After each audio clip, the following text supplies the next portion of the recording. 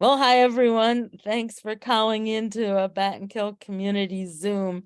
This is one of my favorite times every month where we offer something just a little extra to our mill customers, something that is of good use to you all going forward. And by popular demand, we have Colleen from Clean Fleece here with us tonight. That's her with her headphones and her nice glasses. I had my geeky glasses before. Anyhow, Colleen and Clean Fleece are about the most exciting thing that's happened to us, Bat and Kill Fibers, and our customers in a very long time. Because what Clean Fleece is going to mean for us is a faster turnaround, a cleaner product, and hopefully a little cost savings on orders of 100 pounds or more. Colleen's going to walk us through all those things. But first, let me just tell, since Liz is here, how we found Colleen.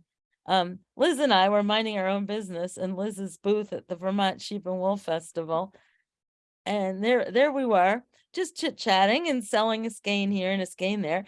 And this nice gal shows up from Rochester, and I knew her name because she'd been buying some oysters and pearls from us at the mill. And she said, "Hi, I'm Colleen. And do you ever have an internship at the mill?" And I'm like, "Oh, yes, we do. Send me your resume." This is the standard. Send me your resume. Well, she did. And it was absolutely fabulous. She's a systems engineer, graduate of RIT. I mean, big time, top notch. And she wanted an internship sorting wool. And I'm like, maybe there's something more we can do with you, Colleen. And she came for a tour, an interview. She met the board of the Hudson Valley Textile Project, who were as impressed as me, and they offered her the position of the Clean Fleece New York, which we used to just call the scouring facility manager. And she said yes. And so now here she is, our manager, ready to tell everyone about what's going on at Clean Fleece. So with that weirdly rambling introduction, I'm going to turn it all over to Colleen. Take it away. All righty, that was a great introduction. Thank you. All right, so I'm going to share my screen quickly and get that presentation started. All right, everybody can see Clean Fleece. Good to go. All right. Yes. All right. So Clean Fleece New York. As Mary Jean mentioned, this is a scouring facility project that is being stood up by the Hudson Valley Textile Project. So we're calling it an initiative of the Hudson Valley Textile Project. And I'm sure that there's going to be, a variety of people watching this recording who, have different levels of familiarity with sort of, how things are going. So we in the, textile supply chain. So I'll give my full spiel. So for those of you who are intimately aware of, what's going on in the world of wool and fiber and all of that, just bear with me. All right, so quick about me. Mary Jean pretty much gave this background, but I am a weaver, spinner, knitter, fiber lover, and that's why I approached her looking for an internship working at Bat and Kill Fibers. I have a background as a software tester and in systems and process improvement, things like that. And like she said, I'm born and raised in Rochester, New York, but I am right now in Mechanicville, New York, which is where our scouring facility is. And I chose that picture of myself because wearing a nice hand knit wool sweater, and I don't super love being the center of attention. So I figured a picture with my cat Micah being the center of attention might be a little bit more pleasing. So you can see me. This is me. And also Micah. All right, so quick overview of what we're going to cover in this presentation. Just a little background and context on the Clean Fleece New York project, the story of how it has come to be and where we are right now with the project status. Some kind of expectations of how we're planning to operate, though we're all still kind of figuring out how that's going to look. And then some information about how to participate and acknowledgement of kind of how we've gotten here. And then there'll be Q&A at the end.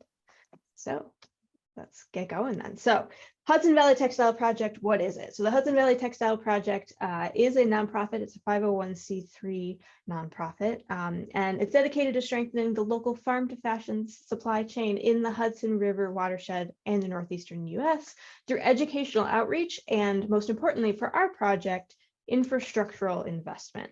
And so, I think the Clean Fleece New York project has really been an example of how the Hudson Valley Textile Project is trying to not only educate, but also do things, to take steps forward to actually move our whole industry, this whole supply chain forward into the next era.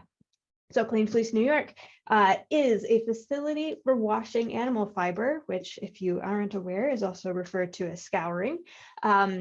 So really the goal of this facility is to take that washing step and kind of create a facility that can perform it at a more efficient pace to sort of match the output of our supply of natural fiber farms in our region. We'll talk a little bit about kind of what the state of things is now, but there is clearly a need for a facility like this. And so we're looking to fill that need. So what is scouring? Folks could nitpick with me a little bit about the scope of what I picked here, but just to kind of give you a sense of what our facility is going to cover as a scouring facility. So once you've raised that fiber animal, you've sheared that fiber animal, the next thing you need to do is that scouring aspect, or sort of washing it so that you can turn it into something else, like going through and creating yarn and textiles and things like that.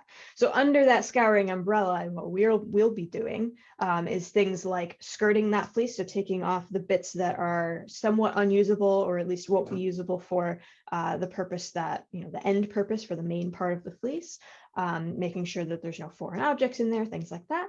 And then you go through and you open that fleece. So we'll talk a little bit in a machine that can basically open up the locks of that fleece, make sure that it's nice and readily available and not clumped up, so that when we move on to washing, all of that water and detergent and all of that can get right in there and clean that fleece of lanolin and dirt and poop and all of the things that you don't want in your fleece and in your final product.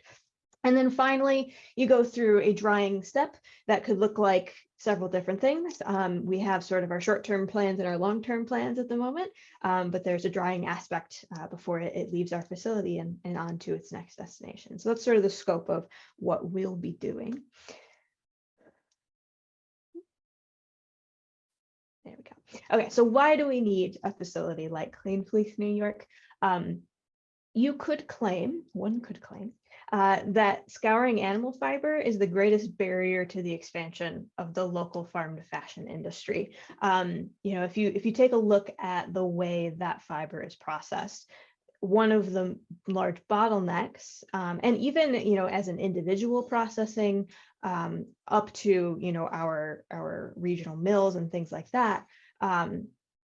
That is definitely a bottleneck that exists, especially because of the techniques that need to be used sort of on the scale that we're trying to process. So the state of scouring, if I'm going to create some gross categories here, let's call small scale 1 to 50 pounds washing lots, right? So this could be a hand processor washing their own fiber. This could also be, a smaller custom processing order at a regional mill.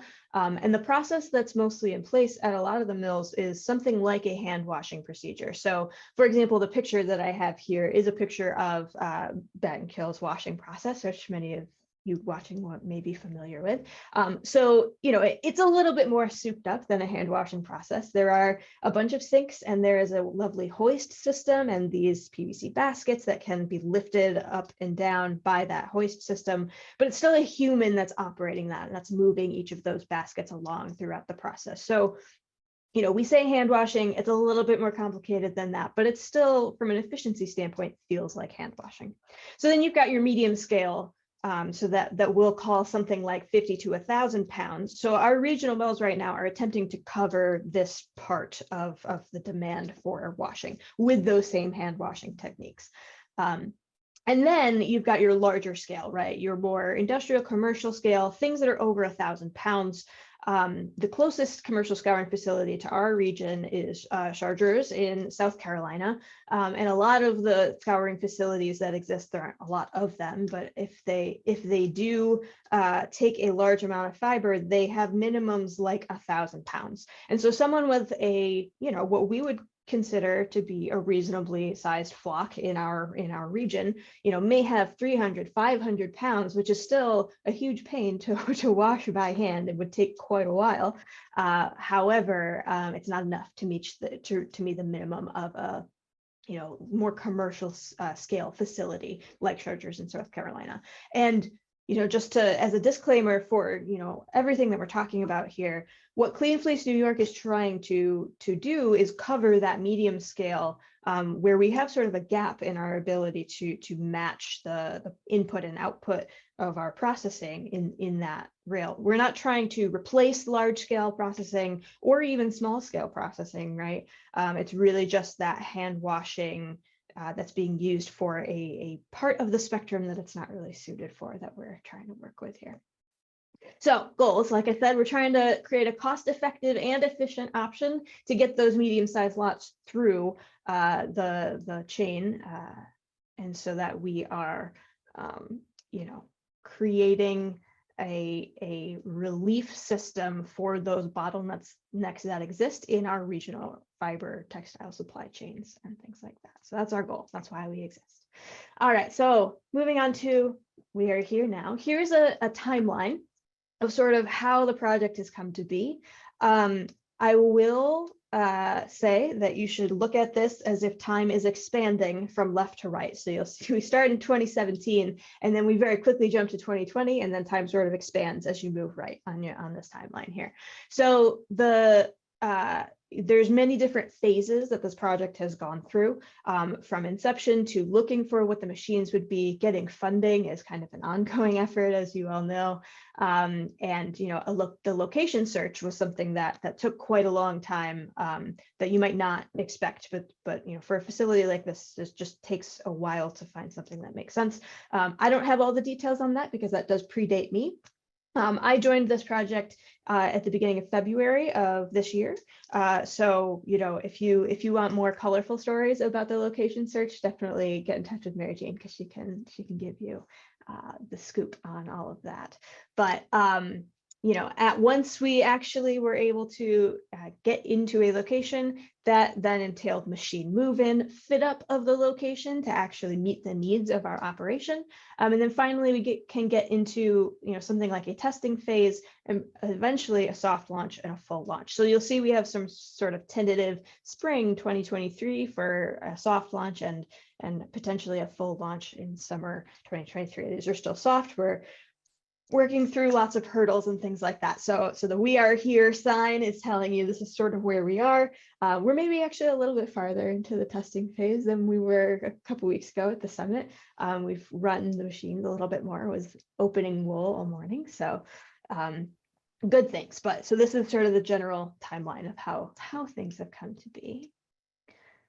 And all right, so as I mentioned, the origin being in 2017, the Hudson Valley Textile Project has an annual summit, if you aren't aware, and it's a gathering of folks on the board and members of the Hudson Valley Textile Project to come together and share ideas about sort of what could we do to improve the state of things in our region. And so the 2017 summit is when it first came up as an idea, and then at subsequent summits after that, the idea was kept alive and the fire kept burning by various folks. And eventually, there at one of the summits, there was a question that was posed, which is, what are your greatest needs, to all these different people that were in the audience. And this is a variety of people. This isn't just farmers. This isn't just, it's farmers, knitters, folks who own mills. It's many, many different types of people. And a lot of them all came together and said,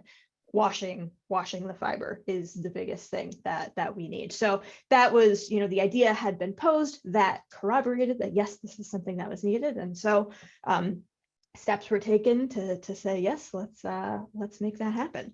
So once it was decided that this was a project that was going to move forward, the next thing was figuring out, okay, what does this look like? What machines are we going to need in order to create a scouring facility operation like this? So I mentioned the opener earlier. So there's sort of three key players machine-wise in our operation. It starts out with the opener. And so the purpose of the opener is really to do that separation of fiber to prepare it for the washing. And this was, so we'll talk about our scouring line in a little bit, but that is a recommendation for our scouring line as well. So it all aligns very well. But so the attributes of the machine that we got here. So this is a used machine. It's a Hergeth Hollingsworth FF1065, for which there is no documentation. And in fact, the black frame that you see in the picture, that was sort of added after the fact. We're fairly certain this was sort of cobbled together as like a custom machine. What you can't see behind the green is an electrical cabinet that has a bunch of variable frequency drives that run all the motors in the different parts of the machine.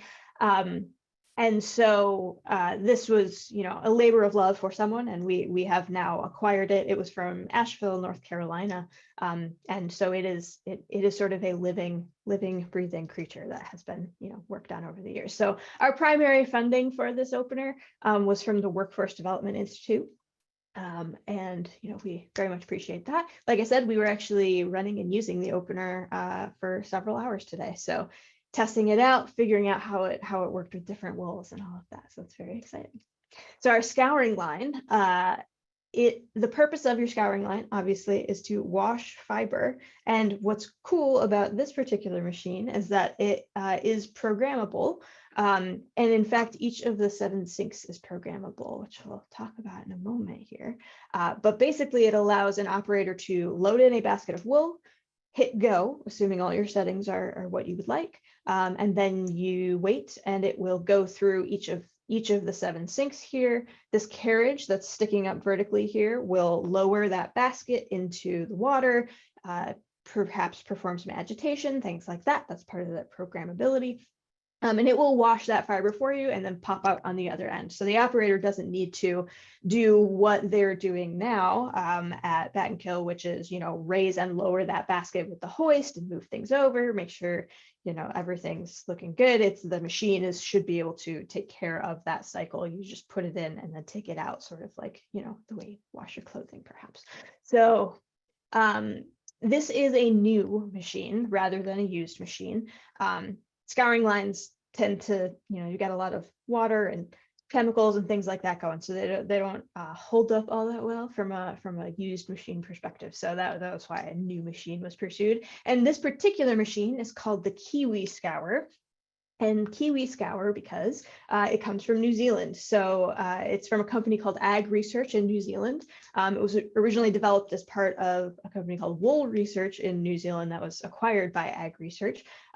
It is a great sort of medium scale processing automation tool that we're going to make use of. So our primary funding for this machine was from Fuse Hub. We actually ended up with 2 grants from Fuse Hub. So this was Fuse Hub grant number 1.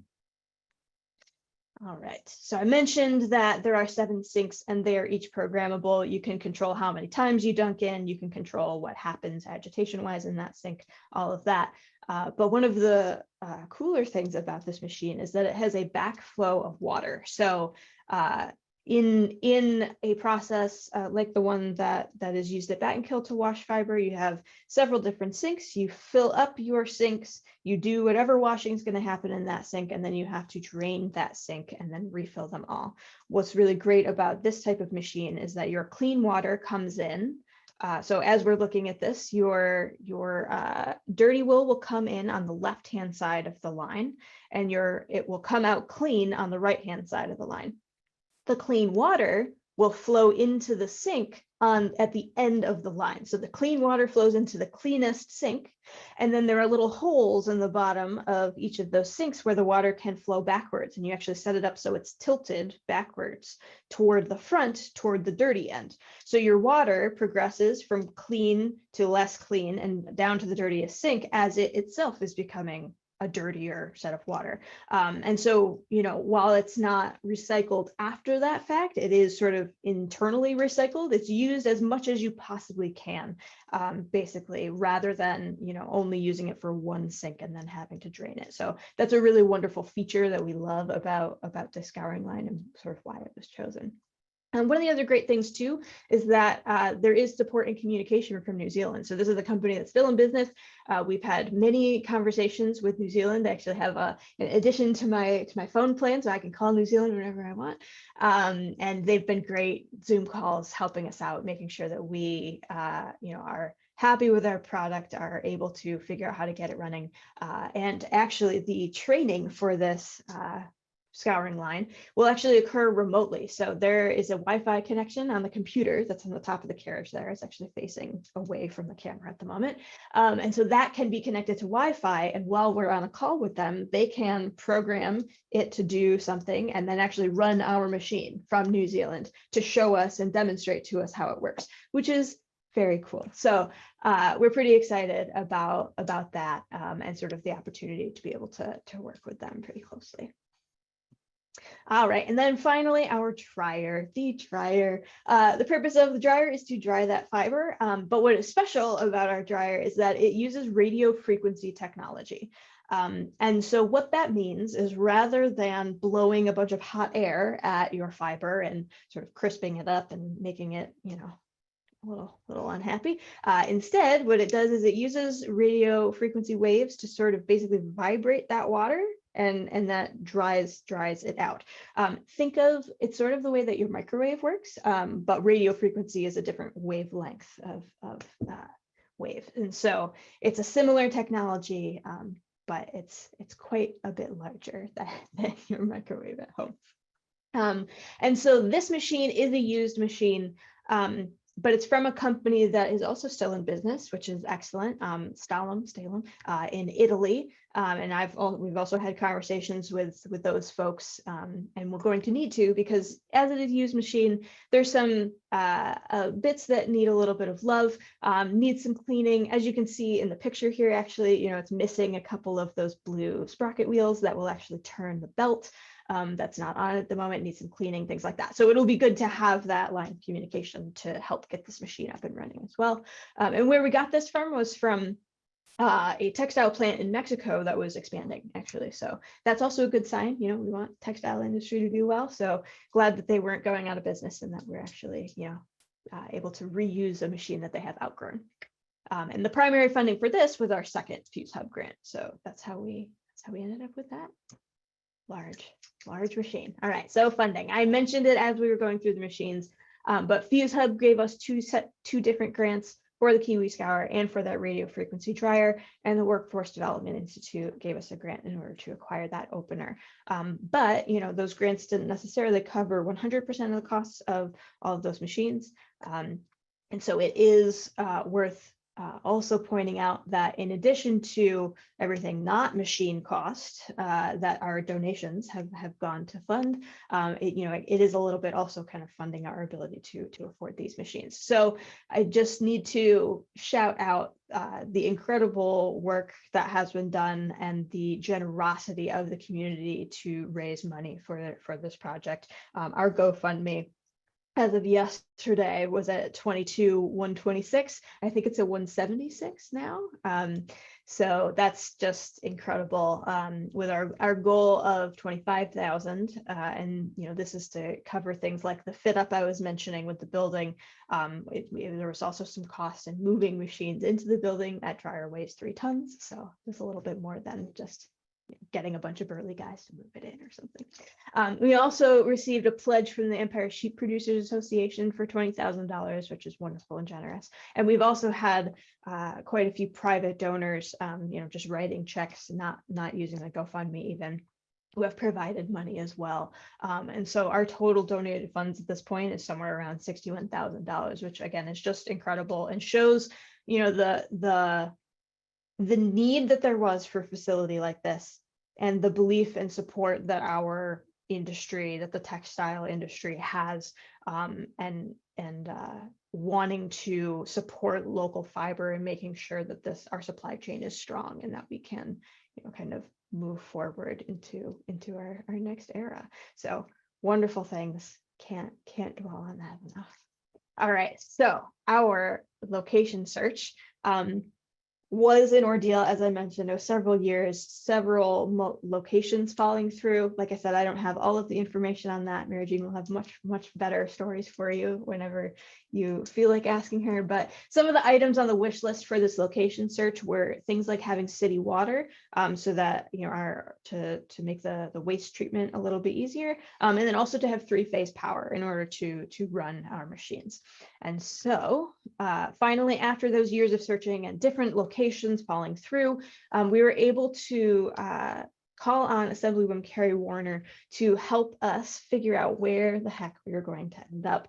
So she hooked us up with the Mechanicville Town Supervisor, Tom Richardson, who had been wanting Mechanicville business owner Bob Brown to do something with his building. So Bob Brown, I would like to point out also, used to be a basketball player and is very tall. So just the way that the photo resizing worked out, he ended up much taller than everyone. And I think that's very funny. But anyway, he owned a business called DC Sports.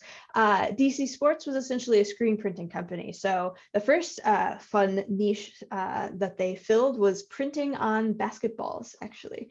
And then, did jerseys and things like that. So it was a facility that did, not exactly what we do, but they were dealing with volumes of water and chemicals and things like that. So it was suited for kind of the type of business we were looking to run. And he also had sold this business several years ago, and the building was sort of sitting empty, which is why Tom Richardson, town supervisor, was like, "Hey, Bob, why don't you give these folks a try and see if they could use your facility?" So it had been used for sort of storage. He and his partner have an antique sale business, so it was used for sales and things like that. But so now we are renting about a quarter of the 20,000 square feet in this building.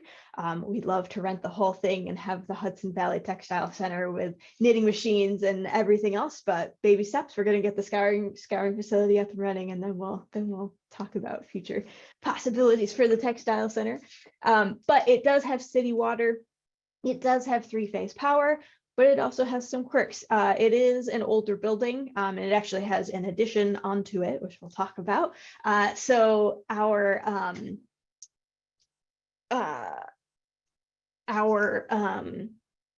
area was built in 1920 or so. The other area was built, I believe, in the 60s. And one of those quirks is that tiny loading dock door that you see in this picture. It's only 5 feet wide. It's much shorter than a loading dock normally is. And so getting anything through that door is difficult. And that's the door that's on the same level as our part of the building. The other part of the building is accessible through a much larger loading dock like this, but you have to then, anything that comes through that part of the building has to drop 4 feet to get a little over 4 feet, in fact, 52 inches to get into our space. So remember back to the size of that dryer, and that's 3 tons, and then think about trying to drop that dryer 4 feet, because it definitely wouldn't fit in the small door. So these pictures are straight up pictures that I took measurements and I sent them to the riggers that we brought in from Georgia. So this is Percy and his crew. Percy's actually on the forklift that you can't see in the behind the machine. And so they're from 2 State in Georgia. They came up and they helped us get the opener moved in and the dryer. And one of the reasons that we brought them up in particular is they took the opener out of Asheville and the facility that it came from, but also they have many years working with textile machinery. So for example, when I was talking to Percy when he was here, I said, "Oh yeah, our 310 machine." And then he pulled up a picture on his phone of a job he did in Thailand where just the drum on the carding line that he put in weighed more than 3 tons, and said, this is nothing, we got this. So we were in very good hands. they were able to make that drop with the use of these sort of handheld forklifts that they had here. So that happened at the very beginning of March. And then our scouring line, we hoped would show up at the same time, but it was a little bit later, came at the end of March. Our friends at Capital Tractor, who are right next door to Battenkill Fibers, they helped us to forklift that right into the little door, actually, of the building, which was wonderful.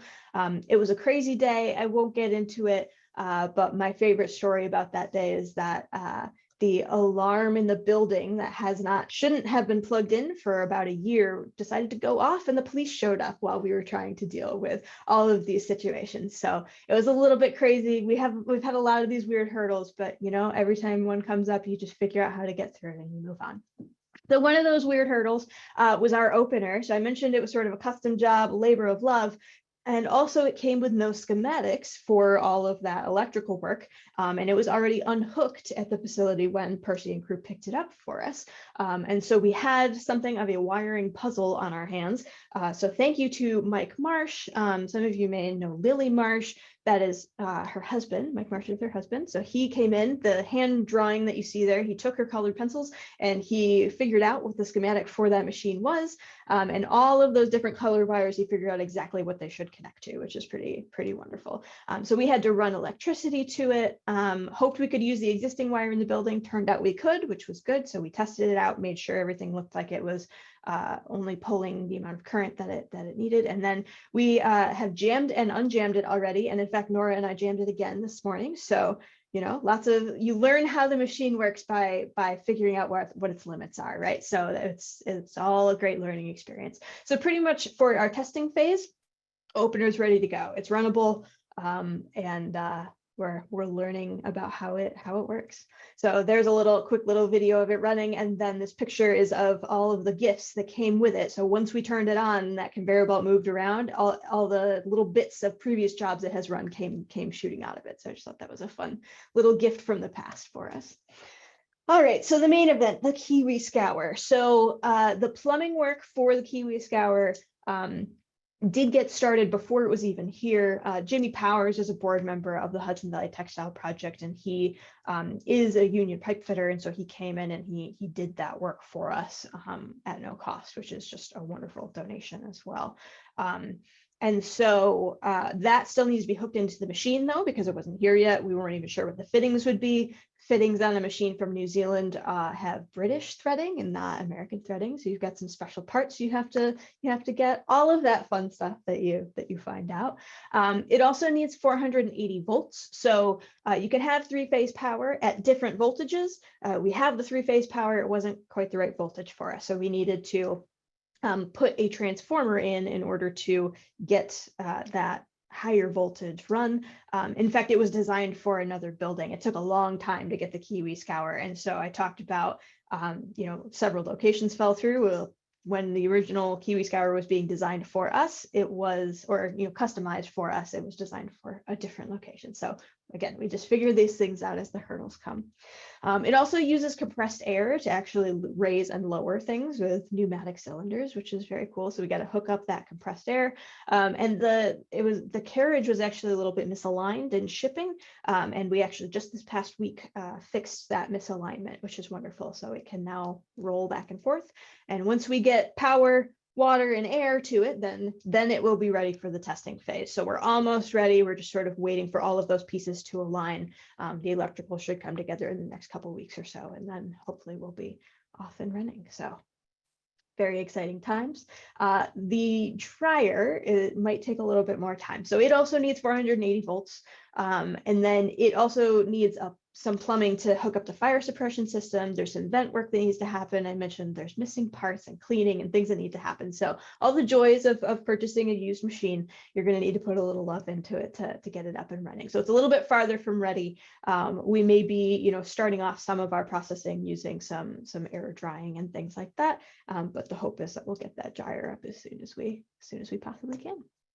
So here's just a few little shots of all the the bits and pieces of the guts of the dryer. They're fun. The green tubes that you see there, those are resistors, and they're about, you know, a foot long, which if you've ever worked with a circuit board or resistors, they're usually like the size of a grain of rice. So the fact that it's that huge is pretty incredible looking. All right, so the name of our initiative is Clean Fleece New York, and that was actually one of the things that I happened when I came into the project. Needed something to call it in order to really kind of get our name out there. And Hudson Valley Regional Scouring Facility was just a little bit long, didn't really turn into an acronym that was all that easy to remember. So we were a few of us were in a meeting spitballing ideas, and we ended up with Clean Fleece New York. And part of that is it's a nod of appreciation to the state of New York. We've gotten a lot of help, you know, from Mechanicville and from folks like Assemblywoman Carrie Warner. And so, you know, just really acknowledging the state that we are in, that, you know, we appreciate all of their help. It also doesn't forever bond our Clean Fleece New York facility to the Hudson Valley Textile Project, should we ever want to separate it in any way, but also makes it so that it doesn't feel like a club necessarily either, because it's not just for Hudson Valley Textile Project members, though they will, you know, receive some perks in that they are part of this organization, so might get some discounts and things like that. But it's not just for them. And so we wanted to make sure that that was clear, that it was actually a facility meant to service the region at large. Also, it's fun. So here you have our logo that was designed by Abby Foster Henderson, who is actually related to Carol Foster of Foster Sheep Farm, which is a pretty wonderful local connection. So yeah.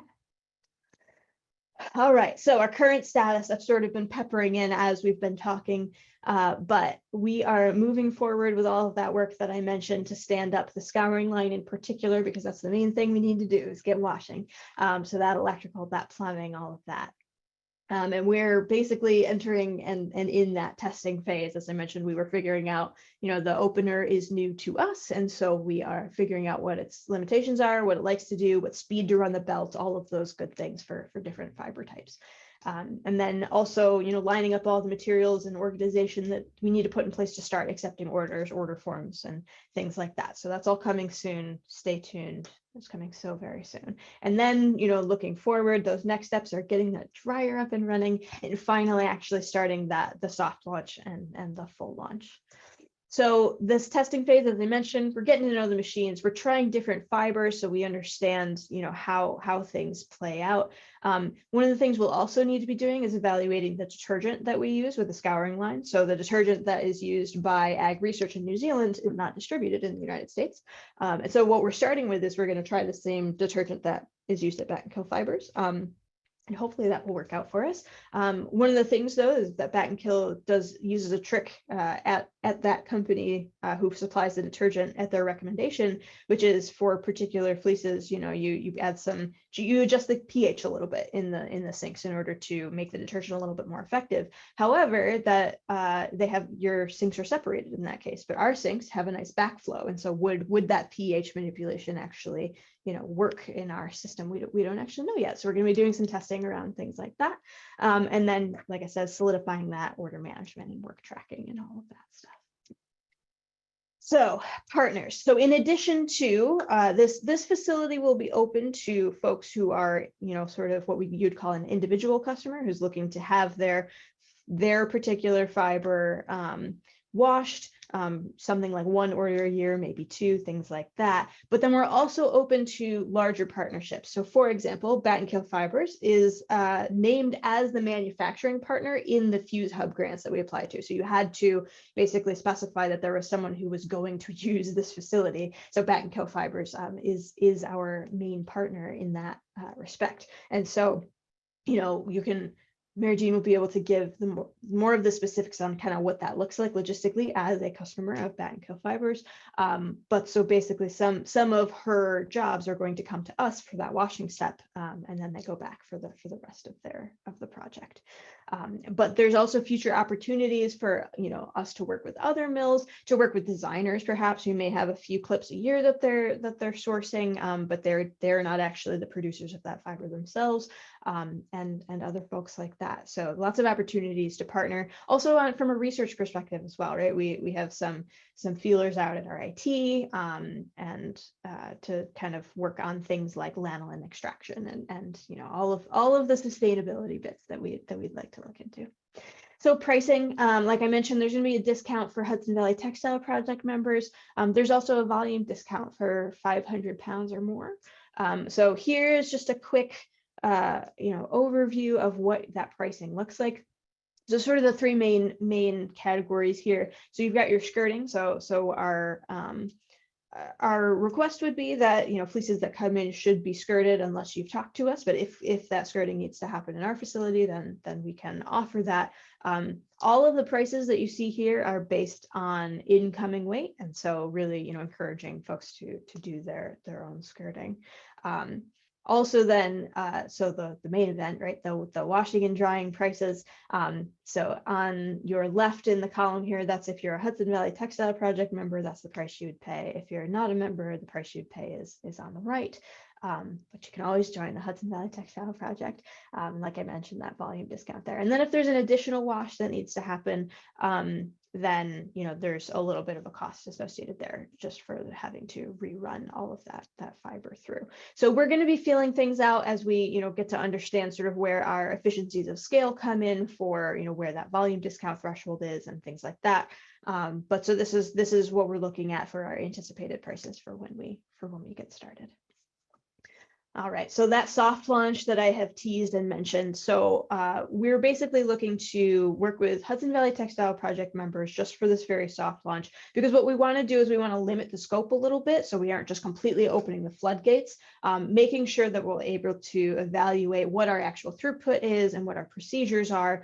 So basically we can actually deliver on everything that we bring in within a reasonable amount of time, and that we understand everything that's going to go into actually going through production, because there's only so much that you can actually model from a full end-to-end process through our testing phase. And so while we'll know how to interact with fiber from our testing phase, how that actually works throughout our whole flow will kind of get the kinks worked out in this soft launch here. And for that, some of our rules could be bent. So what we're asking for the size of our facility is we're looking for minimum wash lot sizes of 50 pounds. So remember, we're looking to service that medium tier rather than the small necessarily. But for the soft launch, we could potentially take in some smaller lots, just so that we can get testing, we can gain trust with folks. And we're also going to need to figure out sort of, what different mills standards are, right? So Bat and Kill has a particular standard and particular machinery that can do certain things, and other mills may need other things as well. So we'll definitely be kind of trying to figure out exactly how we can make sure everybody's happy with their service. All right, so plans for growth. So there's already plans and thoughts in the works. We'd love to get a sibling for our KiwiScour that we have here.